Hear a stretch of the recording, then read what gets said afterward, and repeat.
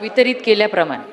अध्यक्ष महोदय, सांगली जिल्ह्यामध्ये आणखीन महाराष्ट्रामध्ये आपल्या असणाऱ्या वेगवेगळ्या पिण्याच्या पाण्याच्या योजनेच्या माध्यमातून जी थकीत बिलांची जी एकंदरीत रक्कम आहे ती जवळजवळ 50 कोटीच्या वरती घरात आहे। वेगवेगळ्या असणाऱ्या ह्या ग्रामपंचायतीची जी मधल्या मार्च एप्रिल मेच्या दरम्यान ज्यावेळेस खरी गरज असते त्यावेळेस वीज मंडळ त्यांचे असणारे जे वीज खंडित करण्याचे जे अनेक प्रकार आहेत ते आम्ही बघितलेले आहेत। आणि म्हणून अनेक ग्रामपंचायतींचा दौरा केल्यानंतर ग्रामपंचायतींचं अगदी स्पष्ट मत आहे की आम्हाला आमच्या असणाऱ्या स्वतःच्या पिण्याच्या पाण्याच्या योजनेच्या सौर ऊर्जा निर्मितीच्या योजना आम्हाला तुम्ही कार्यान्वित करण्याची परवानगी द्या। या सगळ्या प्रक्रियेमध्ये आम्हाला असं निदर्शनास आलेलं आहे की नेट मीटरिंगच्या संदर्भामधले काही असणारे अडथळे जे आहेत त्या अडथळ्यांमुळं या असणाऱ्या योजना ज्या आहेत त्या कार्यान्वित होऊ शकलेल्या नाही आहेत।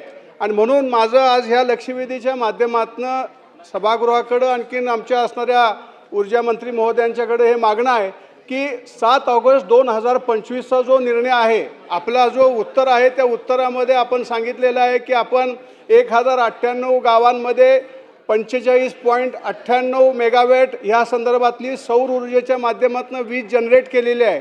आणि त्या माध्यमातून जर तुम्ही वीज जनरेट केले असेल तर मग 7 ऑगस्ट 2025चा जो GR आहे, जो GR आज मितीपर्यंत कार्यान्वित झालेला नाही, तो GR का कार्यान्वित झालेला नाही हा माझा एक मूळ प्रश्न आहे। आणि त्याचबरोबर दुसरा एक अत्यंत महत्त्वपूर्ण विषय आमच्याकडे आहे की आपलं असणारं जे कृषी आणि गावठाण फीडर सेपरेशनच्या संदर्भातली मागणी आपल्या महाराष्ट्रातल्या अनेक गावांमधनं आहे। आज जर बघितलं तर बिबट्यांच्या माध्यमातून असणारा जो धुमाकूळ आहे तो धुमाकूळ ग्रामीण भागामध्ये आपण अनुभवतोय। आणि त्यामुळे एकदा का तुमची शेतीच्या माध्यमातून असणारी वीज एकदा खंडित झाली की गावामध्ये जी गावठाणं आहेत ती गावठाणं पूर्णपणे ओस पडतात। त्यामुळे ह्या संदर्भात सुद्धा केंद्र शासनाने जे सुधारित वितरण क्षेत्र योजना जी आहे 2021ची की ज्या माध्यमातून आत्तापर्यंत 3223 आपल्या असणारे हे फीडर सेपरेशन झालेले आहेत, राहिलेले फीडर सेपरेशन्स आपण करणार का?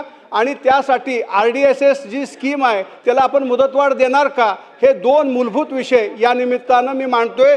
माझी अपेक्षा आहे की आपण नेट मीटरिंगच्या संदर्भातला जो 7 ऑगस्ट 2025चा जो निर्णय आहे की जो आपण आपल्या पटलावरती दाखवला होता, निर्णय त्यांनी द्यायला पाहिजे ना।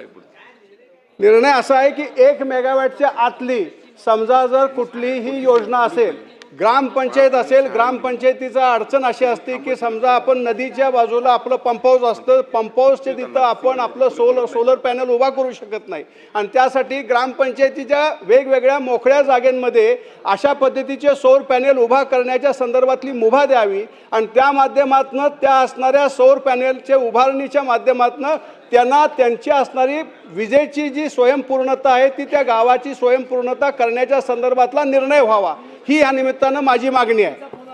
मंत्री महोदय, अध्यक्ष महोदय, सन्मान्य सदस्यांनी जी लक्षवेधी या ठिकाणी मांडलेली आहे तर ग्रामपंचायत ज्या नदीकाठी सोलार पंप किंवा जिथून पाणी पुरवठा योजनेसाठी पाणी घेतलं जातं त्या ठिकाणी सोलार पॅनल आपण लावू शकत नाही, तर त्या ठिकाणी ग्रामपंचायतच्या इतर ठिकाणी सोलार पॅनल लावण्याची मुभा आपण द्यावी असं त्यांचं म्हणणं आहे। आणि त्याच्यामध्ये 1 मेगावॅट म्हणजेच 1000 किलोवॅट आणि 100 किलोवॅटपर्यंतच्या आपण अशा ग्रामपंचायतच्या इतर ठिकाणी आपण त्या ठिकाणी सोलार पॅनल लावल्यानंतर ती तयार झालेली ऊर्जा आपण त्या पाणी पुरवठा योजनेचं जे मीटर असेल त्याच्यावरती ती आपण घेऊ शकतो। अध्यक्ष महोदय, अशी सुविधा यापूर्वीच या ठिकाणी केलेली आहे, त्याच्यामुळे त्यामध्ये काही अडचण नाही। आणि दुसरी RDSSच्या योजनेमध्ये आपण 4452 पैकी 3223 एवढ्या वाहिन्यांचं सेपरेशन झालेलं आहे आणि ह्या योजनेला मुदतवाढ मिळालेले 31/3/2028 पर्यंत, म्हणून पूर्णच फिडर सेपरेशन येणाऱ्या दिवसांमध्ये आपले पूर्ण होणार आहेत। अध्यक्ष महोदय, अध्यक्ष महोदय,